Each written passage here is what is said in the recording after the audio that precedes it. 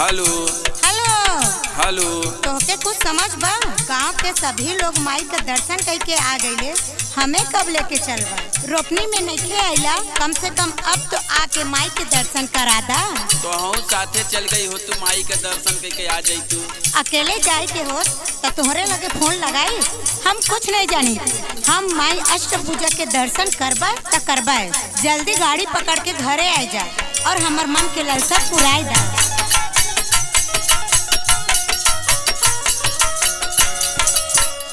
सावन मास वाला, सावन मास वाला लालसा पुराई द पिया, दर्शन कराई द पिया ना।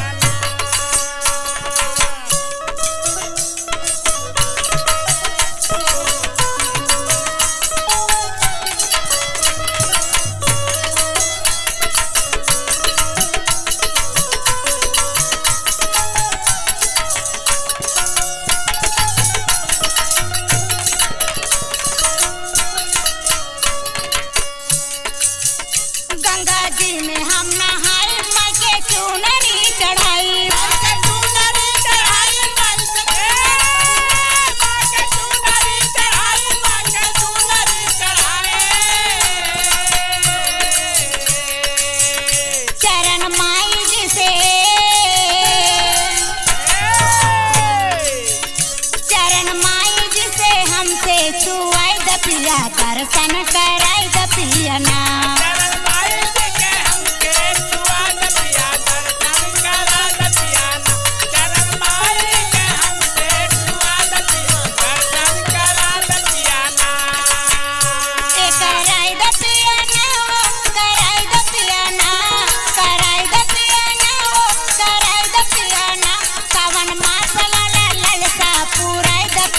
दर्शन कराई द पिया ना।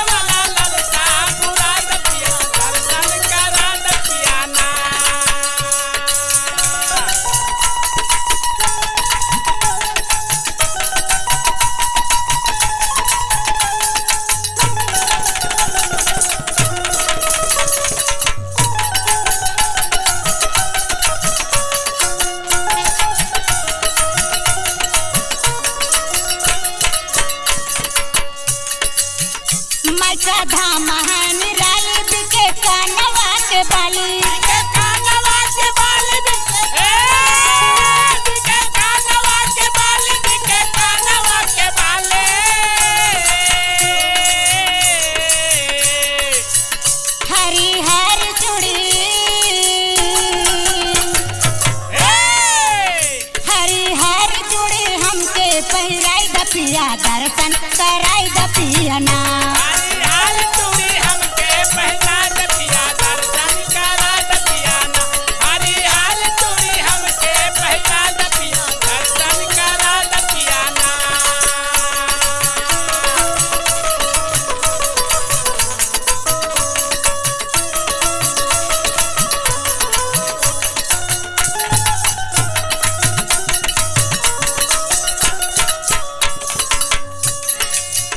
फिर है माई जब नयनवा पूरा होई है सब सपनवा।